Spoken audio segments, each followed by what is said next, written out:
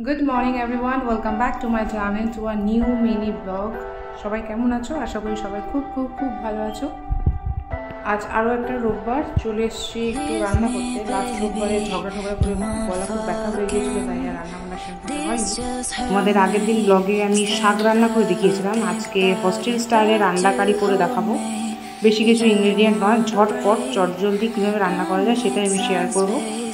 এখানে আলুটা সেদ্ধ করে একটু হলুদ দিয়ে ভাজতে দিয়ে দিয়েছি, ডিম সেদ্ধ করে নিয়েছি, পেঁয়াজটাকে গ্রেট করে নিয়েছি, আর এখানে একটু রসুন আদা লঙ্কা রেডি করা আছে।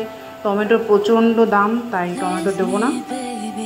টমেটো কেচাপ অল্প করে, একটু সয়া সস আর ওই টুকটাক যা নুন মশলা লাগে বাস এইটুকু। এবার হয়তো অনেকে বলতে পারো হস্টেলে আবার কিসের ঝগড়া। হ্যাঁ, হস্টেলেও ঝগড়া হয়। আমরা ছোটোবেলা থেকেই জেনে এসেছি যদি দুটো বাসন এক জায়গায় থাকে তখন ঠোকাঠুকি লাগবে এবং সেখানে কথা কাটাকাটি হবে।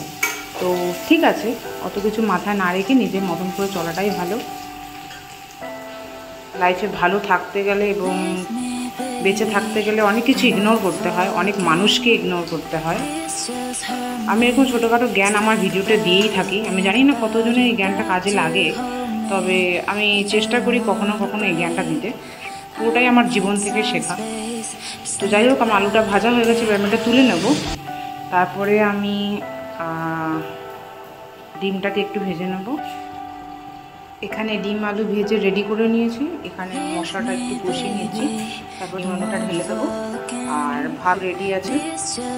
আজকে রোববার, তোমরা কে কোথা থেকে কী কী করছো কমেন্ট করে জানিও। খুব শিগগিরই আমি একটা ট্রাভেল ব্লগ আপলোড করতে চলেছি, কেমন লাগলো অবশ্যই কমেন্টে জানাবে। তো আজকে ভিডিওটা এখানেই শেষ করছি। যদি কিছু ভালো লাগে do not forget to like share subscribe my channel ওপোজ হ্যাপিনেস। ফিরে আসবো নতুন একটা ব্লগ নিয়ে। Till then take care, bye by.